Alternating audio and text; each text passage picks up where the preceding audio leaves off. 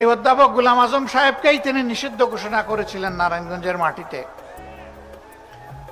যে ভাই নিষিদ্ধ ঘোষণা করেছিলেন, আজকে তিনি কোথায়? তিনি কি নারায়ণগঞ্জে আছেন?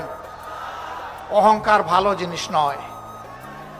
গর্ব অহংকার করতে নাই, দাম্ভিকতা দেখাতে নাই, ক্ষমতার জোরে ছড়ি ঘুরাতে নাই, মানুষকে খুন করতে নাই, সন্ত্রাসকে প্রশ্রয় দিতে নাই, সন্ত্রাসীদেরকে লালন করতে নাই।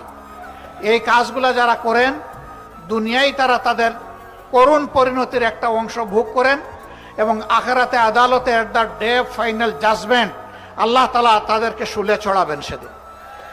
সেই শুলটা বাংলাদেশের বিভিন্ন দেশের বিদ্যমান শুলের মতো নয়, সেটা আগুনের মহাকুণ্ড।